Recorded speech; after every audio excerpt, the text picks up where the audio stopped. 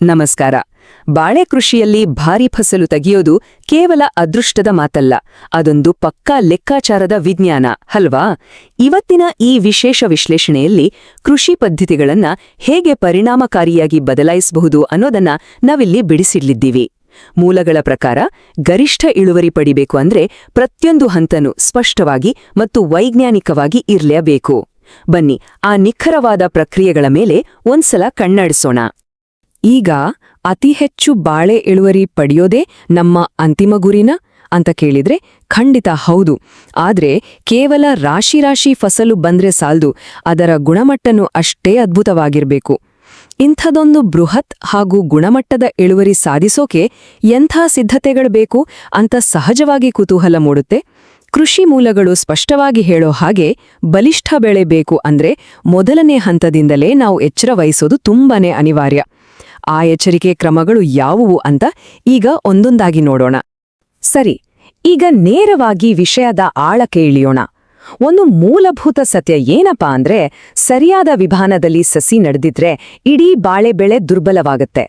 ನಾವು ಎಷ್ಟೇ ದುಬಾರಿ ರಸಗೊಬ್ಬರ ಹಾಕಿದ್ರೂ ಅಥವಾ ಎಷ್ಟೇ ನೀರ್ ಹರಿಸಿದ್ರೂ ನಾಟಿ ಮಾಡೋ ವಿಧಾನವೇ ತಪ್ಪಾಗಿದ್ರೆ ಇಡೀ ತೋಟ ರೋಗಕ್ಕೆ ತುತ್ತಾಗೋ ಅಥವಾ ಬೆಳವಣಿಗೆ ಕುಂಠಿತವಾಗೋ ಅಪಾಯ ಖಂಡಿತ ಇರುತ್ತೆ.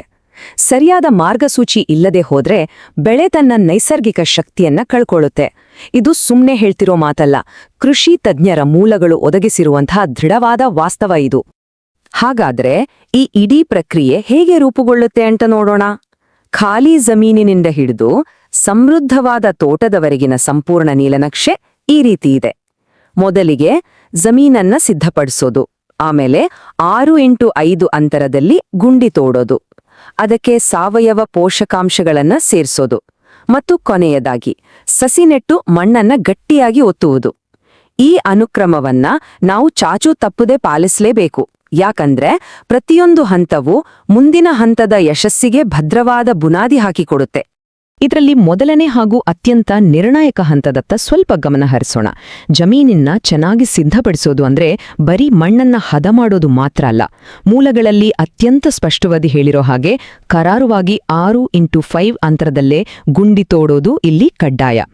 ಈ ನಿರ್ದಿಷ್ಟ ಅಳತೆ ಯಾಕೆ ಬೇಕು ಅಂದ್ರೆ ಗಿಡಗಳಿಗೆ ಸಾಕಷ್ಟು ಗಾಳಿ ಬೆಳಕು ಸಿಗೋದ್ರ ಜೊತೆಗೆ ಬೇರುಗಳು ಸರಾಗವಾಗಿ ಹರಡ್ಕೊಳ್ಳೋಕೆ ಇದು ಜಾಗ ಮಾಡಿಕೊಡುತ್ತೆ. ಇಲ್ಲಿ ನಾವು ಯಾವುದೇ ರೀತಿಯ ರಾಜಿ ಮಾಡ್ಕೊಳ್ಳುವಂತಿಲ್ಲ. ಕರಾರುವಕ್ಕಾದ ಅಳತೆ ಮತ್ತು ನಿಖರತೆಯೇ ಯಶಸ್ವಿ ಬಾಳೆ ಕೃಷಿಯ ಅಡಿಪಾಯ. ಇಲ್ಲಿ ನಿಜವಾಗಿಯೂ ಆಸಕ್ತಿದಾಯಕವಾದ ಅಂಶ ಏನಂದ್ರೆ, ನಾವು ಬಳಸುವಂತಹ ಪೋಷಕಾಂಶಗಳು ಗುಂಡಿಯೊಳಗೆ ಬರೀ ಮಣ್ಣು ಮುಚ್ಚೋದಲ್ಲ, ಬದಲಾಗಿ ಒಂದು ಜೈವಿಕ ಇಂಜಿನನ್ನೇ ಸೃಷ್ಟಿಸುವಂತಹ ಪ್ರಕ್ರಿಯೆ ಇದು. ಮೂಲಗಳ ಪ್ರಕಾರ ಗುಂಡಿಯೊಳಗೆ ಗೋಮಯ ಅಂದ್ರೆ ಹಸುವಿನ ಸಗಣಿ, ಕಾಂಪೋಸ್ಟ್ ಮತ್ತು ಬೇವಿನ ಹಿಂಡಿಯನ್ನ ಕಡ್ಡಾಯವಾಗಿ ಹಾಕಲೇಬೇಕು. ಇವು ಮೂರು ಸೇರಿ ಮಣ್ಣಿನಲ್ಲಿರೋ ಸೂಕ್ಷ್ಮಾಣುಜೀವಿಗಳನ್ನ ಆಕ್ಟಿವ್ ಮಾಡ್ತವೆ. ಗೋಮಯ ಮತ್ತೆ ಕಾಂಪೋಸ್ಟ್ ನಿರಂತರವಾಗಿ ಆಹಾರ ಒದಗಿಸಿದ್ರೆ, ಬೇವಿನ ಹಿಂಡಿ ಬೇರುಗಳಿಗೆ ಬರಬಹುದಾದ ರೋಗಗಳನ್ನು ತಡೆಗಟ್ಟಿ ನೈಸರ್ಗಿಕ ರಕ್ಷಾ ಕವಚದ ತರ ಕೆಲಸ ಮಾಡುತ್ತೆ.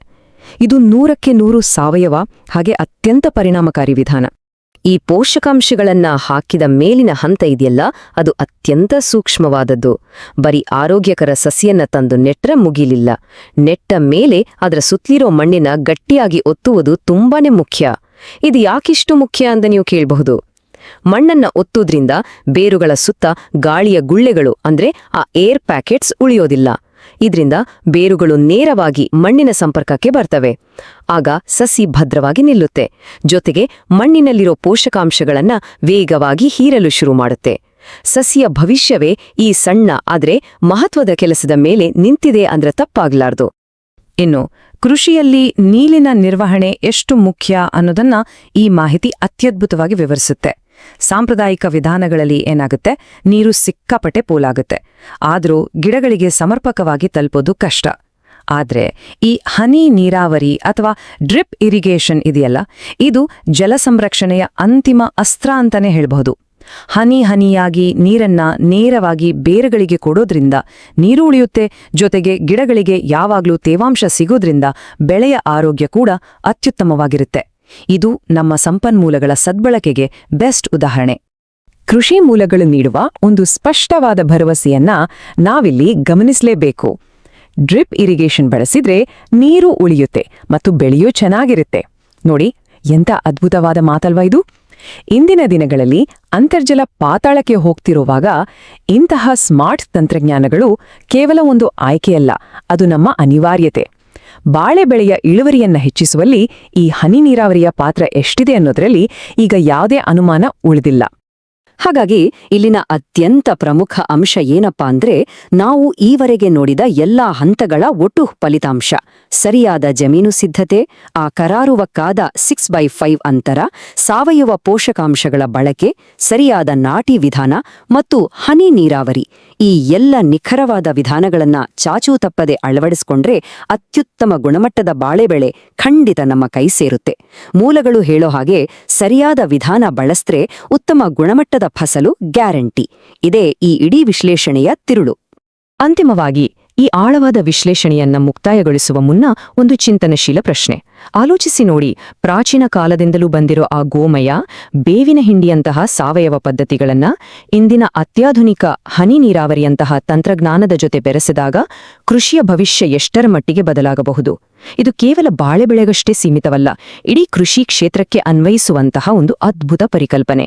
ಪಾರಂಪರಿಕ ಜ್ಞಾನ ಮತ್ತು ಆಧುನಿಕ ದಕ್ಷತೆಯೇ ಈ ಅಪರೂಪದ ಸಂಗಮ ಖಂಡಿತವಾಗಿಯೂ ನಾಳೆಯ ಕೃಷಿಯಲ್ಲಿ ಹೊಸ ಕ್ರಾಂತಿಯನ್ನೇ ಸೃಷ್ಟಿಸಬಲ್ಲದು.